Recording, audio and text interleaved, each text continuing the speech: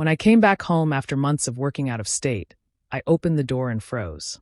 There were shoes I didn't recognize lined up near the entrance, and voices I'd never heard coming from the living room. When I walked in, my sister's in-laws were sitting comfortably on my couch, watching TV like they had lived there for years. Her mother-in-law turned to me, completely calm, and said, "Oh, you must be the tenant Amanda told us about." I didn't even know what to say. Tenant. This was my house, the one I had worked for years to buy, saving every dollar, sacrificing every weekend. My sister, Amanda, came rushing out of the kitchen with a nervous smile. "Emily, you're home early," she said, trying to sound casual. I could feel my chest tighten, but I kept my voice steady. "Why are they here?" I asked, looking around at my furniture, my pictures, my home. Everything suddenly felt stolen. Amanda brushed it off like it was nothing. "They just needed a place to stay for a bit. You weren't using the house anyway, right?" Her words hit me like a slap. I had let her stay there while I was away for work, just to help her out. I had trusted her. And now she had moved her husband's parents into my home without even asking me. Her husband, Luke, stepped forward and said, "It's family, Emily. You should be happy we're keeping the house warm for you." His tone made it sound like I was the selfish one. I wanted to scream, but I didn't. Instead, I just looked around quietly. My family photos were gone from the wall, replaced with theirs. My mother's old vase, the one I kept safely in the corner, was now filled with fake flowers. It didn't feel like my house anymore. I told them calmly that I needed some space and went outside. My hands were shaking, but not from anger, from hurt. I had always been there for Amanda. When she got married, I helped pay for her dress. When she struggled with bills, I sent her money. And this was how she repaid me. That night, I stayed in my car outside my own home. The lights were on inside, and I could hear laughter. It wasn't mine. It wasn't my family's. It was a sound that reminded me how easily love can turn into betrayal. I didn't sleep at all. I just kept staring at the house, remembering every hour I had worked to afford it. Every night shift, every skipped meal, every dream that kept me going. And now, it was filled with people who didn't even respect me enough to ask permission. In that quiet night, I made a promise to myself. I wouldn't shout, I wouldn't fight, and I wouldn't beg. I'd take my time, but I'd get my house and my peace back no matter. I started working right after college because I had no one else to rely on. After losing our parents, it was just me and Amanda. She was younger, still figuring out life, while I had to grow up fast. I became a nurse during the day, and when my shifts ended, I changed uniforms and worked nights as a waitress at a small diner downtown. It wasn't easy, but every time I looked at my savings account, I reminded myself why I was doing it, for a place of my own. I didn't want luxury, I wanted peace. Somewhere I could walk in, lock the door, and feel safe. Years went by with little sleep, sore feet, and tired eyes, but I kept pushing. I cut back on every unnecessary expense. No vacations, no new clothes, no fancy dinners. My life was simple: work, save, and dream. When I finally bought that small house in Seattle, I cried standing in the empty living room. The walls were plain, the carpet was old, but it felt perfect to me. I called it the Haven. It wasn't just a house. It was proof that all those years of sacrifice were worth something. Every brick, every corner, every inch felt earned. Amanda was so proud at first. She told everyone. My sister made it on her own. She would visit me on weekends, help me plant flowers in the backyard, and talk about how she wanted to build a life like mine someday. I believed her when she said I inspired her. She used to say, "You're my role model, Em. I don't know how you do it." I'd smile and tell her, "One day, you'll find your own way too." I didn't realize then how different our definitions of finding a way were. At that time, Amanda was still living in a small apartment with Luke, her husband. Their relationship was always rocky. He couldn't hold down a job, and she was always making excuses for him. I tried to help them when I could, sending money here and there, sometimes paying their bills. I didn't mind. Family meant everything to me. After years of struggle, I finally felt like my life was settling. I had a stable career, a home I loved, and a quiet routine that made me feel proud. Every evening after work, I'd sit by the window with a cup of tea, watching the sun go down over the neighborhood. For the first time in my life, I felt calm. I didn't know then that the same person who once helped me water the flowers would later turn my dream into her opportunity. The Haven wasn't just a house, it was my heart, my hard work, and my symbol of peace. And I had no idea how quickly that peace would be taken from me. What it took. Because some betrayals don't need anger. They just need action. It was a rainy evening when Amanda called me. I could hear her crying before she even said a word. My heart immediately sank. She told me Luke had lost his job again, and they were struggling to pay rent.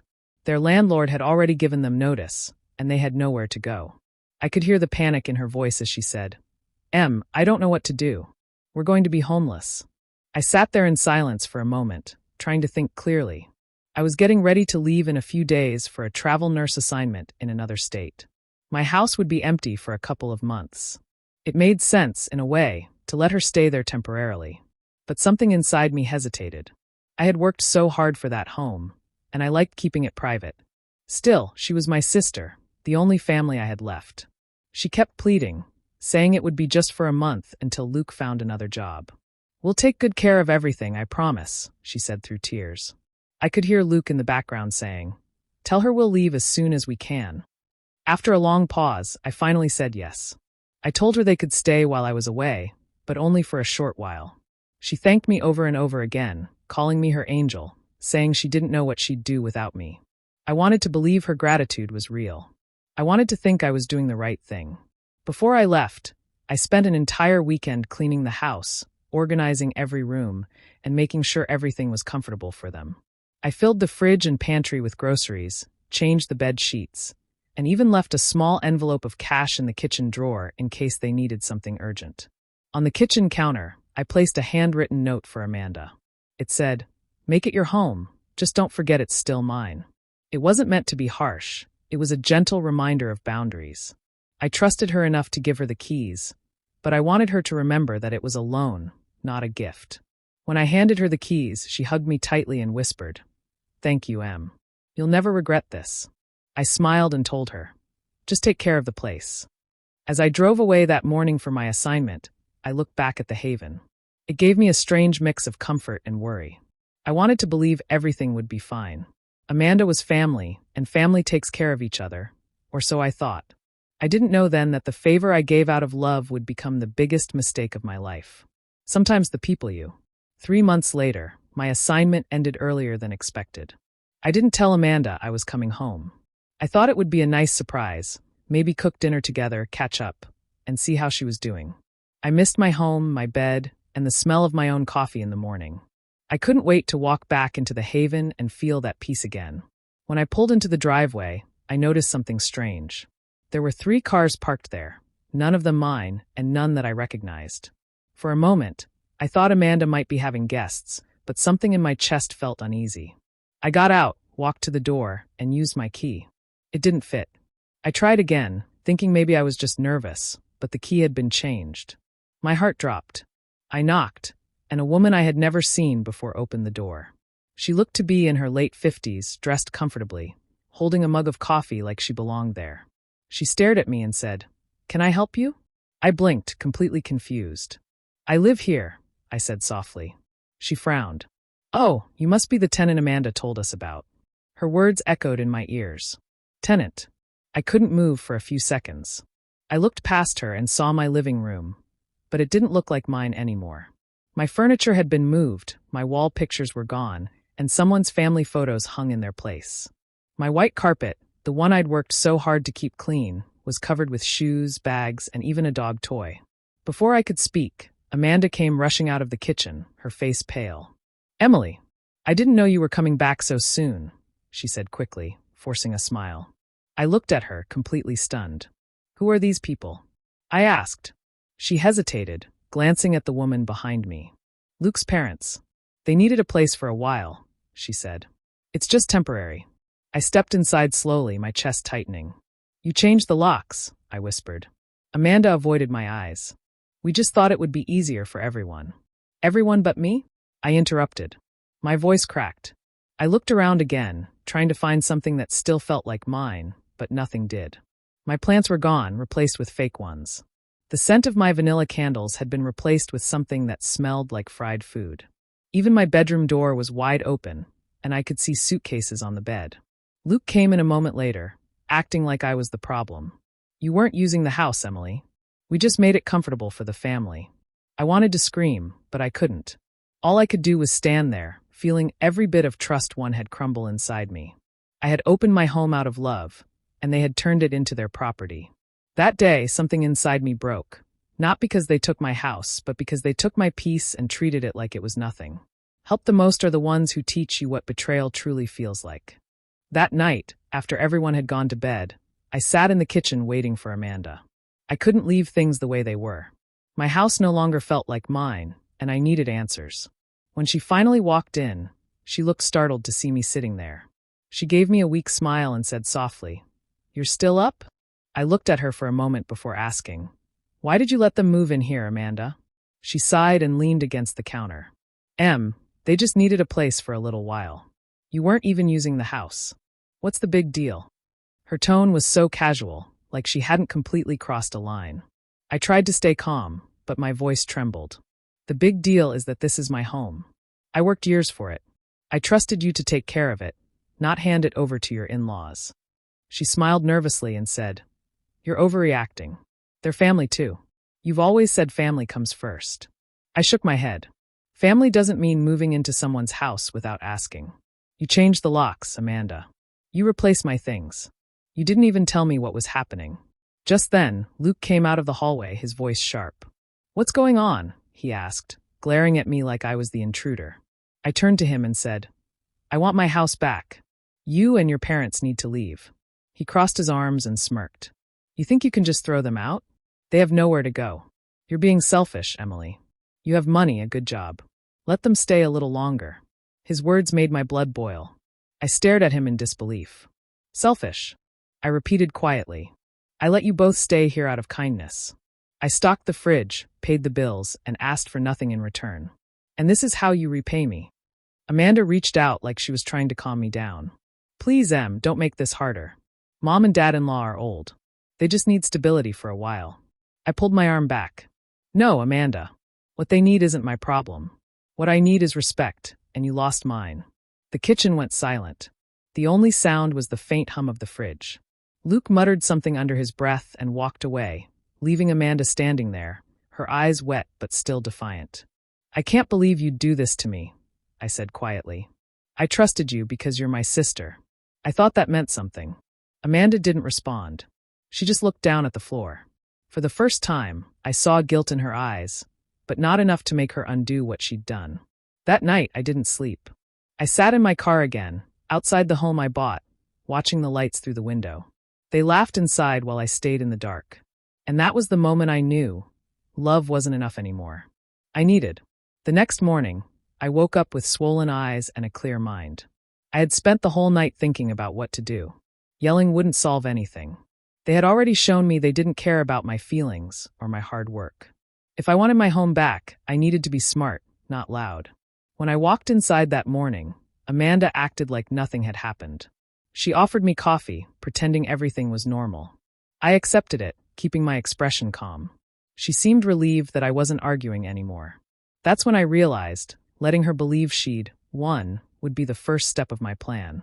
I looked around the house one more time. My furniture was still out of place, their things still scattered everywhere. It hurt, but I kept a straight face. I told Amanda I had decided to accept another travel nurse contract out of state.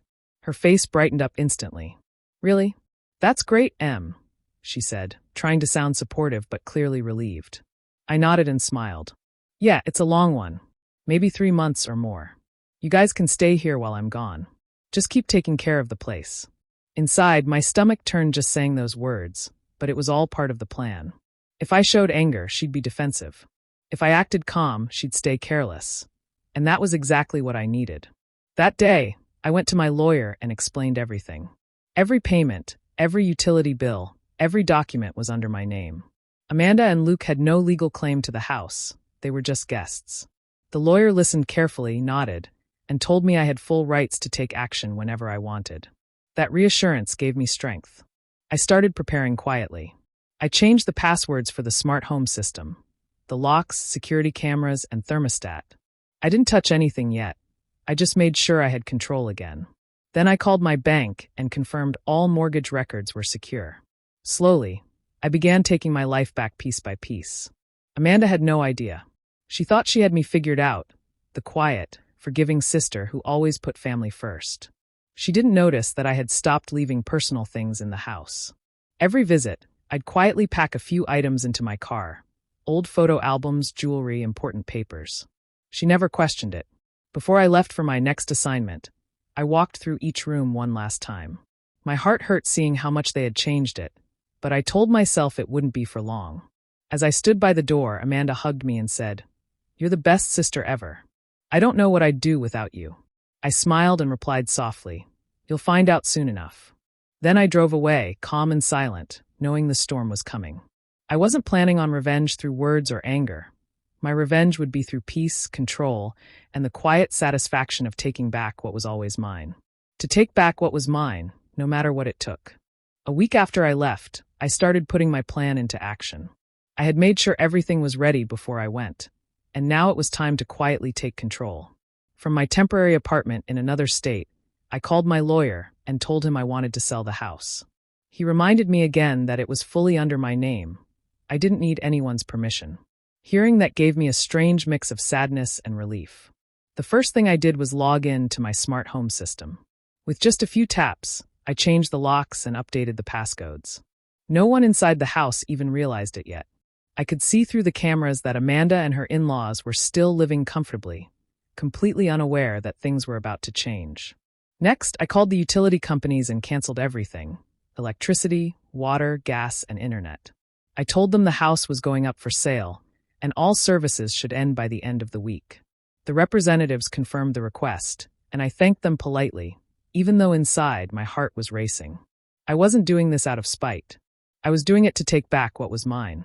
Then I contacted a realtor I trusted, a kind woman named Nancy who had helped me buy the house years ago. I told her I wanted to sell it quickly. She asked if the place was empty. I paused for a second before saying, "It will be soon." She scheduled an inspection and a photographer to visit the property in a few days.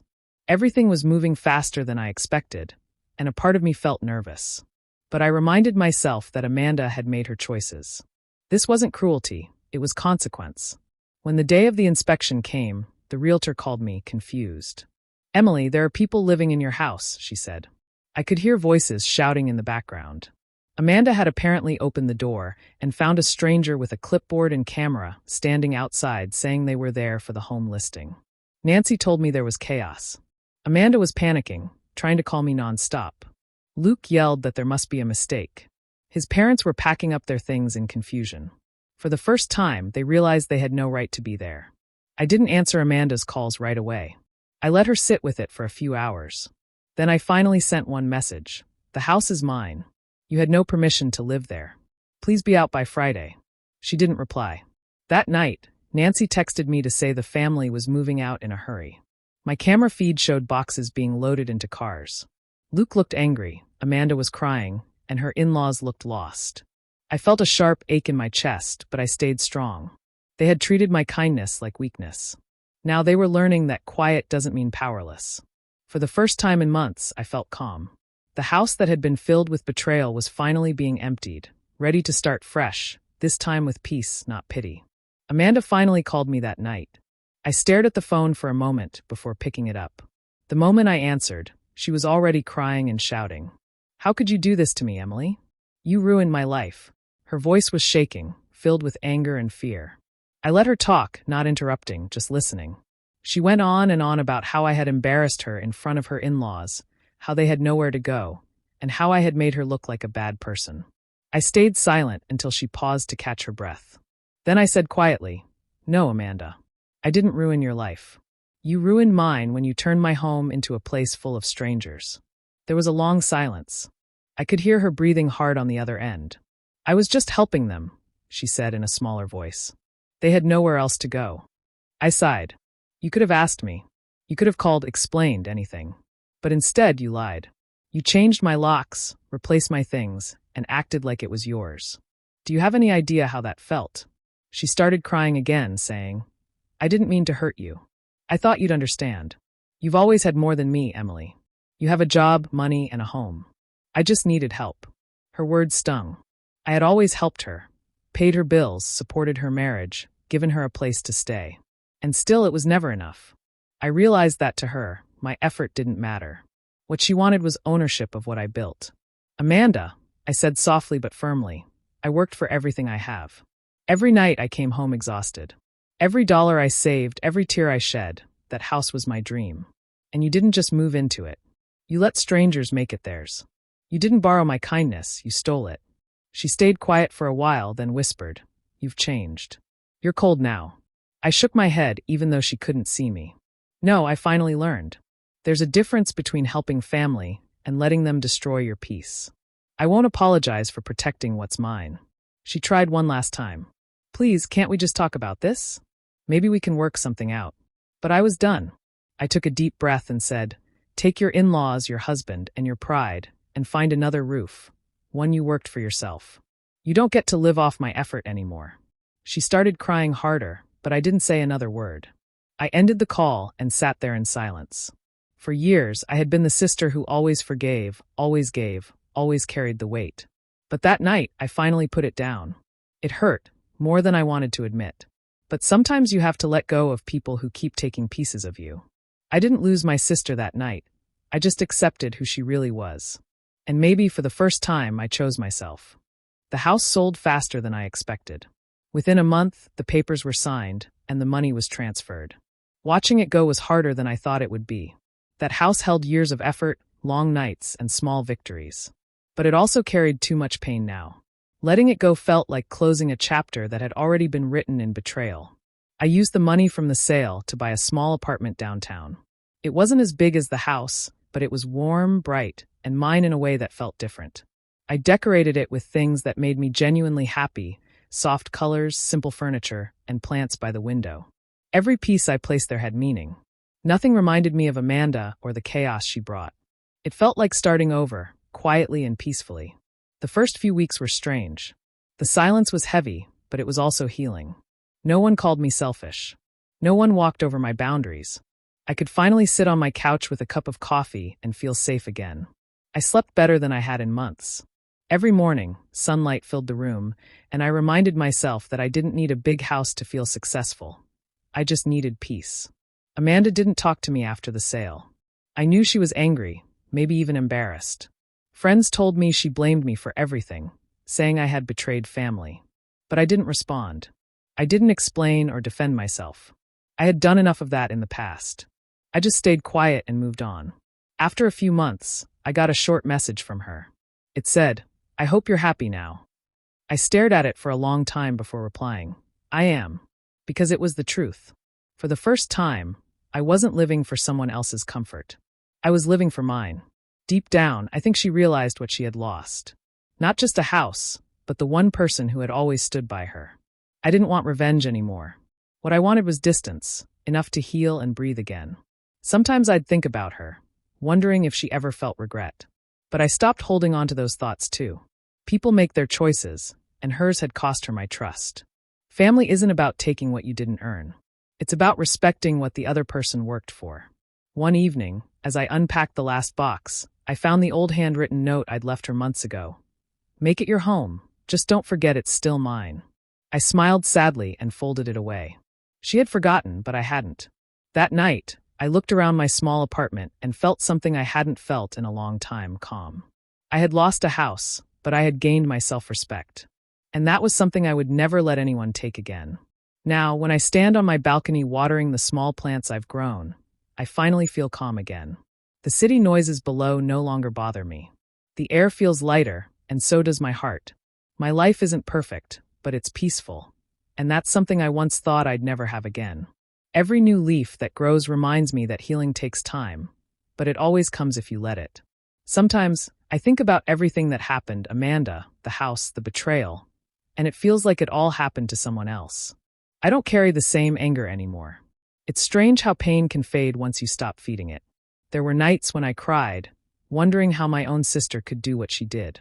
But now, those memories don't break me. They just remind me of how far I've come.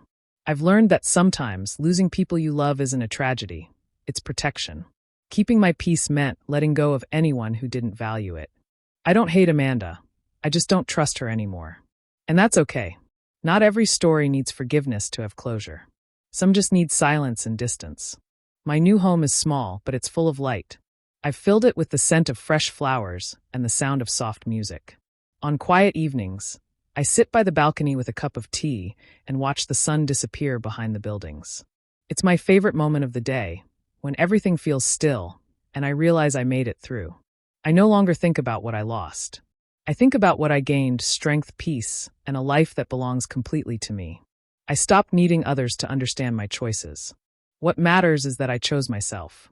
And that decision gave me everything I'd been missing: respect, boundaries, and calm. Sometimes people think revenge means hurting the ones who hurt you. But the truth is, real revenge is peace. It's walking away without shouting, without explaining, and without leaving the key behind. It's knowing you could fight, but choosing not to. It's living well while they wonder how you're still smiling. When I look at my reflection in the window now, I see someone stronger, someone who learned that peace is the best kind of victory. I used to believe that love meant sacrifice, but now I know love should never cost your dignity. The past doesn't define me anymore. It shaped me, yes, but it doesn't control me. I've closed that door, and I don't plan to open it again. So when people ask how I survived it all, I just smile and say, "You can take my house, but you'll never own my peace." Because that's the truth. My peace is mine to keep, and no one can ever take it away again. Crescent Moon.